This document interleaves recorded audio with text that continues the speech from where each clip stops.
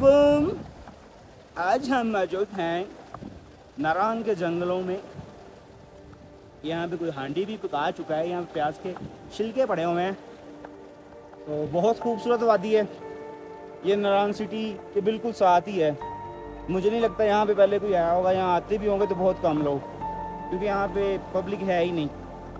सो जो बंदा भी आए इस खूबसूरती को मिस नहीं करे, यहाँ पे ज़रूर आए। ये रास्ता फैसल मलूक झील पे जाते हुए आई थिंक सो सिटी से 1 किलोमीटर के फासले पे मौजूद है।